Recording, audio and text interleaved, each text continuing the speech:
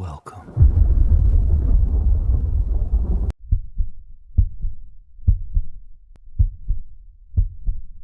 I've hiked probably 100 trails in my life. Done Zion, done the Smokies, done some sketchy backcountry stuff in Colorado that would make most people tap out before mile 2. So when my buddy Cam invited me on a 3-day solo camping trip through Yellowstone National Park, I was hyped. Like, genuinely excited. Yellowstone is one of those bucket list spots that every outdoorsy person in America talks about, and I had never been.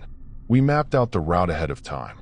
Trailhead off the Beckler River area, southwest corner of the park, way less crowded than the main tourist zones around Old Faithful and the Grand Prismatic. The ranger at the entrance station told us it was a solid intermediate trail, mostly flat, couple of river crossings, great wildlife. She said it like she was reading off a brochure. Smiled the whole time. Just stay on the marked trail, she said before handing us our backcountry permit. And if anything feels off, trust that feeling. I thought that was just standard Park Service talk. Like how flight attendants tell you to locate the nearest exit even though everybody knows you're not using it. Cam and I hit the trail around 10 a.m. on a Thursday in late August. Weather was perfect, mid-70s, blue sky, the kind of day that makes you feel like nothing in the world could possibly go wrong. For the first 6 miles, everything was exactly what you'd want. Open meadows, thermal steam vents curling up in the distance, bison grazing so close you could hear them breathing. I was snapping pictures every 10 minutes. The trail was well marked with orange blazes on wooden posts. Easy to follow. We set up camp at a designated site near Beckler River around 4 p.m. Made dinner, filtered water, hung our bear canisters. By the time the sun dropped behind the tree line, the temperature had dipped hard, like went from 72 degrees to maybe 45 in about an hour. That's Yellowstone for you. The park does what it wants. We were both asleep by 9 p.m. I woke up at 2:17 a.m. I know the exact time because I checked my watch immediately, something I always do when I wake up in the backcountry, just to orient myself. The reason I woke up was footsteps, not animal footsteps. I know what those sound like. The soft pad of a deer, the crack of a branch under something heavy like a bison or a bear. This was different.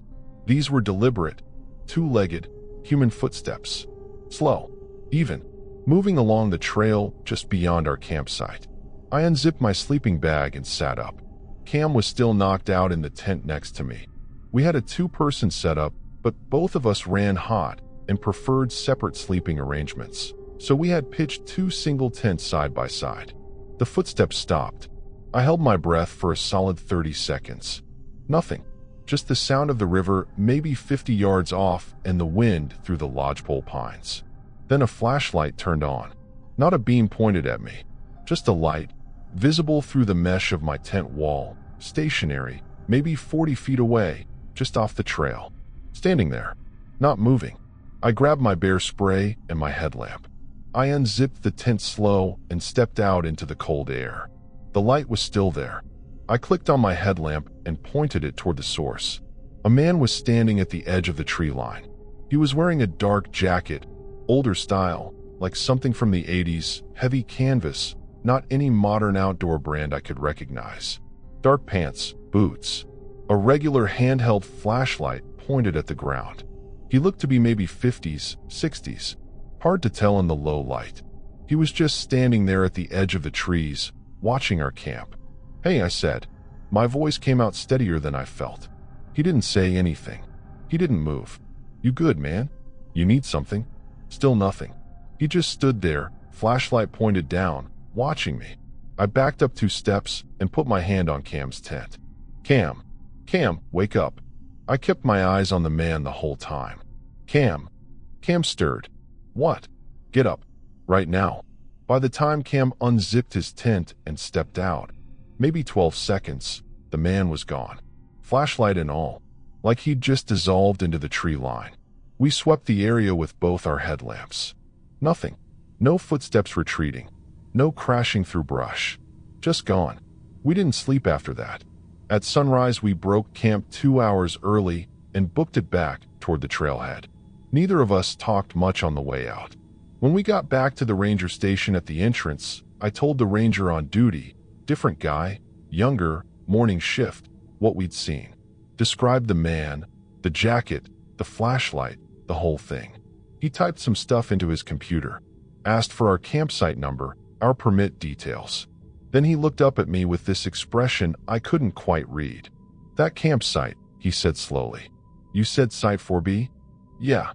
He turned the monitor around. There was a scanned document on it, some kind of incident report from years back. He didn't let me read the whole thing, but I caught enough. A hiker, reported missing from that area. Never found. "We get reports like yours a few times a season," he said. "From that site specifically." He looked back at his screen. "Nobody's ever found anything." He cleared his throat and handed us back our permit. "Thanks for reporting it," he said. "You two have a safe drive home." We drove 6 hours back to Denver without stopping once. Cam sold his camping gear on Marketplace 3 weeks later. Said he was done with overnight trails. I still have my gear, but I haven't used it since.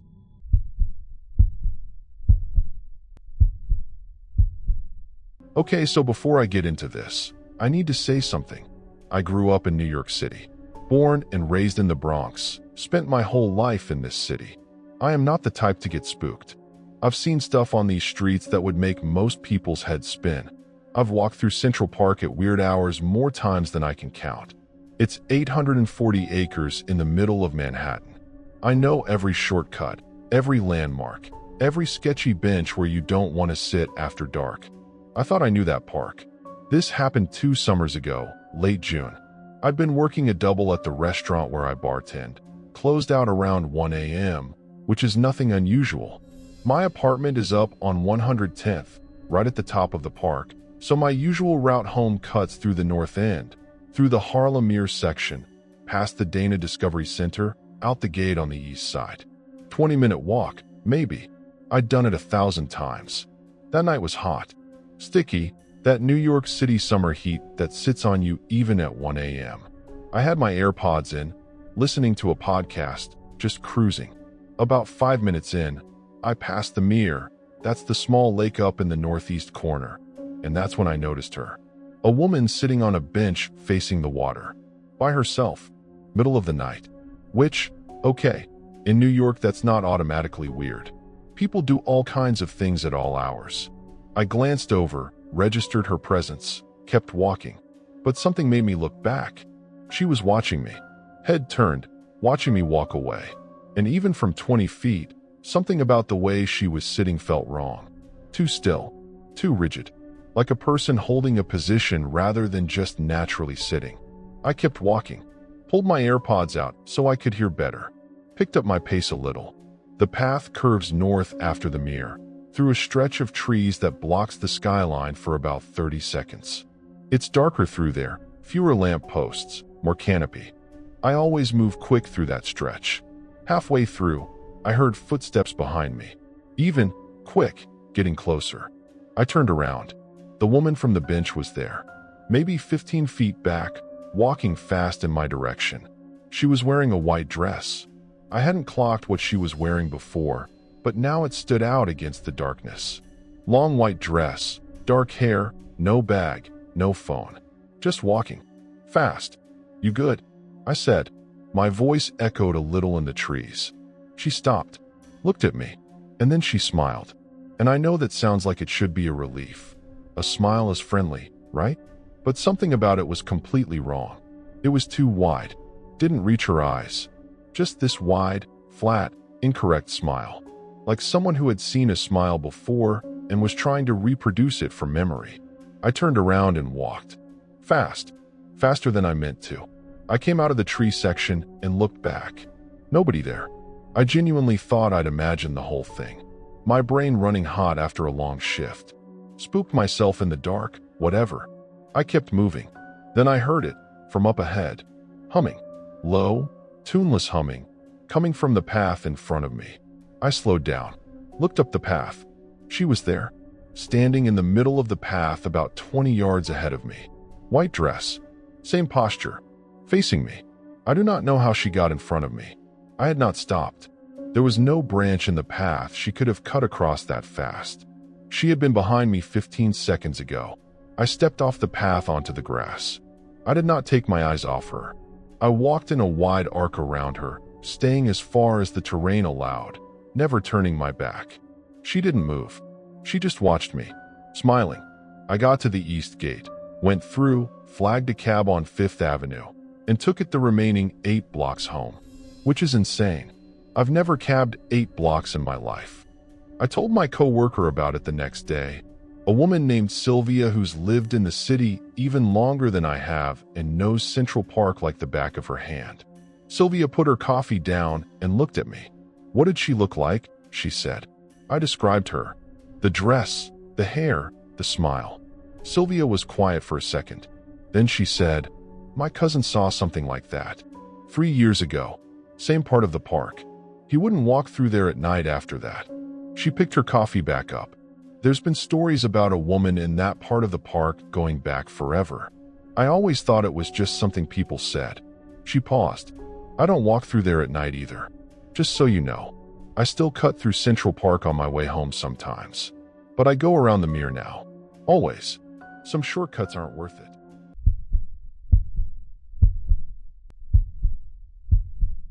My name is Brandon, and I need to tell somebody this story because I've been sitting on it for almost 2 years, and it's eating me alive. It happened at Great Smoky Mountains National Park, most visited national park in the entire country, more visitors per year than the Grand Canyon and Yellowstone combined.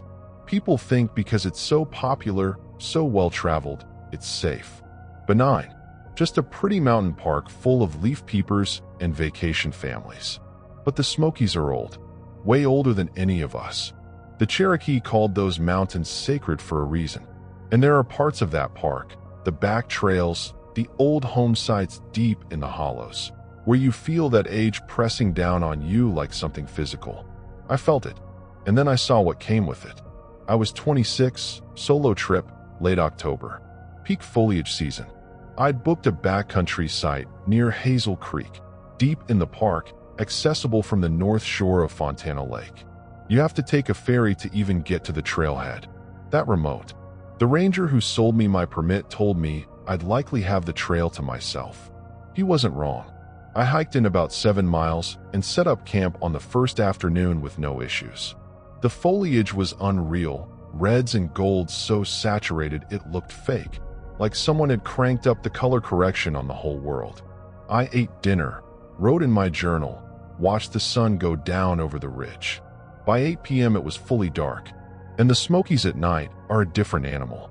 The darkness is total, no light pollution from towns, no ambient glow from highways. Just darkness so deep it has weight. I was reading in my tent around 10 p.m. when I heard something outside. Not an animal. I need to be real clear about that, because that's always the first thing people say. Probably just a bear. I know what bears sound like in the woods. I know what deer sound like, what wild hogs sound like. This was not that. This was a voice. Low, murmuring, like someone talking to themselves.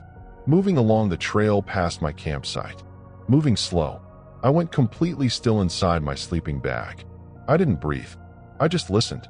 The murmuring moved past my tent. Got quieter. Then stopped. I waited 10 full minutes. Nothing. I told myself it was another hiker, running late, pushing to the next campsite. It was weird, but not impossible. I turned my lamp off and tried to sleep. At 2 a.m., I woke up to the sound of my tent zipper moving. Not all the way. Not like someone trying to get in fast. Slow. Deliberate. Like testing it. The zipper moved about 3 inches and stopped. I was frozen. Absolutely frozen. My heart was slamming so hard I could hear it. I grabbed my knife. I always sleep with a fixed blade clipped to the inside of my tent. I got it in my hand and I said, loud and clear, I'm armed and I will hurt you. Back up. Silence. Then, and this is the part that still wrecks me, from right outside my tent, maybe 6 inches from the fabric, I heard breathing. Slow. Even. Calm. Like someone who wasn't afraid at all. I screamed. I straight up screamed, slashed at the tent wall, and burst out of the side of that thing like it was tissue paper. Nobody there. I swept my headlamp in every direction. Trees, trail, creek. Empty. No footprints in the soft dirt around my tent, and the ground was damp enough that anything heavier than a squirrel would have left marks. I packed my entire camp in the dark. Took maybe 15 minutes, shaking the whole time. I hiked out 7 miles by headlamp, hit the ferry landing at 5 a.m. and sat on that dock until the first ferry ran at 7. 2 days later, I found a local history blog about the Hazel Creek area. Used to be a whole community back there before the park bought the land in the 1940s. People were displaced. Didn't all go willingly.